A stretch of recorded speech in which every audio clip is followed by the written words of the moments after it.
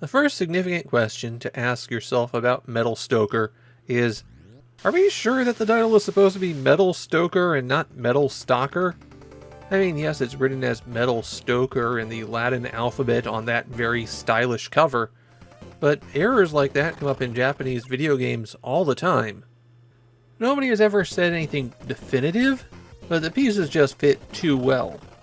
The game probably was supposed to be called Metal Stalker, a title that makes a kind of sense, but it's written out right there, and so until the end of time it is Metal Stoker, a title that makes significantly less sense. The plot of the game is given in English when you start it. You must completely master the functions of the custom CS-05, and your assignment is to clear all of the indicated zones under various conditions. Good luck! Hang on, that story doesn't make any sense either. Okay, the manual has a lot more detailed story, so let me just read through that, and there's a lot more words, but they didn't say anything other than the in-game introduction. Yeah, the entire game is supposed to be a training mission where you are driving a cybernetic tank. Okay, I'm spoiling the end of the game for you since there is a little bit more than that. Turns out it's an Ender's Game situation. Not that there was any reason for them to lie to you about it being a training mission, and then it actually being real. It's just a needless plot twist they added to the end of the game. There are 7 stages in Metal Stoker, although every stage is broken into many sub-areas. At the start of the game you just go through these linearly, but toward the end of the game, the levels require backtracking through areas after you complete some goal. The control scheme in Metal Stoker takes a bit of getting used to. Your tank has 2 different driving modes. It can aim its gun the direction that you're moving, or you can press button 1 and fix the turret in place so that as you move, it's always facing the same direction. Usually, you're going to want it to be fixed. You'll be moving through areas and the threats will be in front of you. But when you approach a corner or an open area, then you'll want to change what direction your turret is facing. And so you'll need to unlock it, move, and then lock it again, and you'll often need to do that very quickly. There are times when the turret freely rotating helps, but usually you want the gun pointed at the threat while you're free to dodge.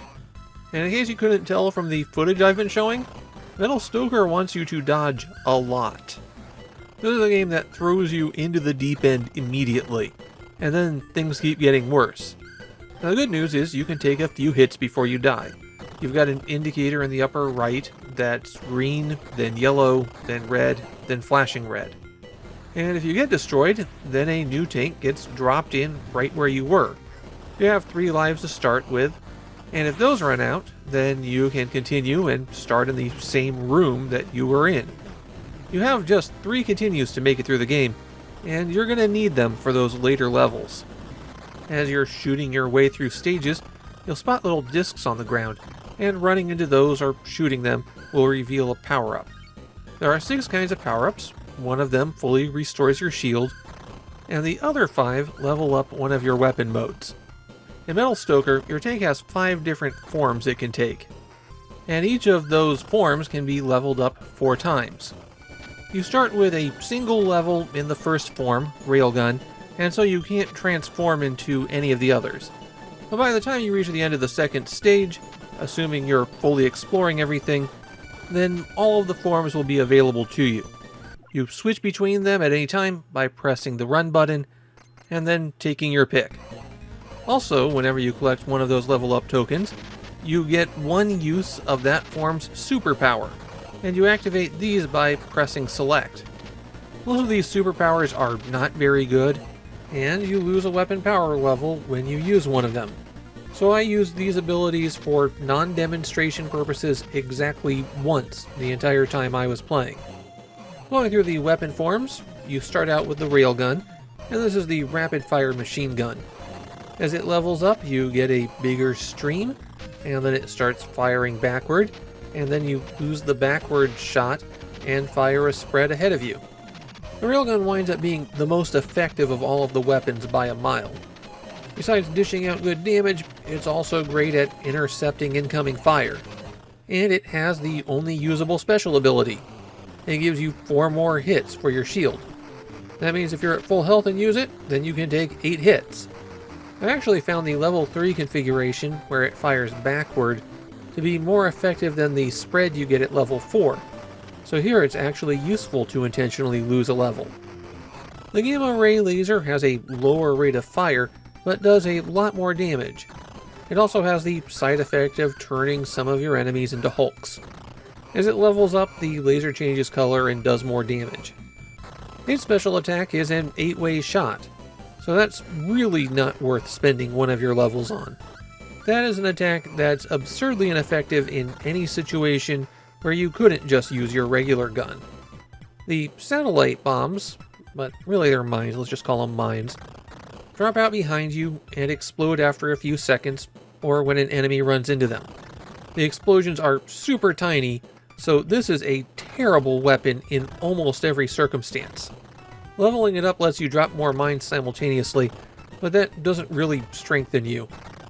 You have to be in an environment where the enemy paths are confined, there's no ranged attacks, enemies are swiftly moving around, and they have some protection against direct fire for mines to be useful. That zone exists, but it's not what you're going to be dealing with 98% of the time. The mine's special ability is to jump, though you really can't tell that it's jumping. You can avoid damage like this, but the effect doesn't last very long. It's just not worth it. The sonic wave makes a very small shield around your tank. This shield will destroy enemies that it comes into contact with, and it can block small bullets.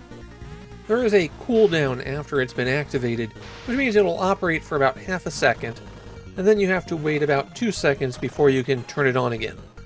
Its super ability is a short period of invincibility, but you're stuck with the sonic wave while you're invincible, which means it's not like you're being effective against bosses while you're using it. Finally, there's the homing missiles that fires a set of, well, homing missiles. As it levels up, you get more missiles. One catch with the missiles, you can't fire again until all of the missiles have been destroyed. So if you've got one missile that's spinning around in a circle someplace, then you've got to wait until it's done. The special attack is a big explosion around your tank. Maybe a bit more effective than the laser 8-way shot, but not by that much. One of the most fun things in Metal Stoker is the way that the game keeps changing everything up. Once you're past the tutorial area, every new room will bring something completely different. This is a game that keeps you on your toes, even if it didn't have infinitely spawning enemies constantly coming at you. When it comes to the bosses, you'll notice that you can blast parts off of them in most cases. You need to whittle them down, slowly make them less effective and give you a bit more safety. And then of course they go into phase 2 and unleash their super attack, but don't worry, their weak point will be exposed right then. In Japan, Metal Stalker is considered to be a hidden gem for the PC Engine. A lot of the discussion around it that I found was people complaining that the game isn't readily available. At this time, you can't purchase it from any service. The game isn't expensive like a lot of other PC Engine titles, but it's also not one of the cheap ones, which I think makes Japanese players more annoyed that it's tough to get. My own opinion on Metal Stoker is that this is pretty good. It's got some quirks. I kept getting stuck on corners, and some of the visual design doesn't make it clear where you can pass through and what you have to go around. But as a free-roaming top-down shooter, it's got a lot of personality. There's always something weird and different happening. I had a lot of fun with Metal Stoker, and I think it's pretty cool.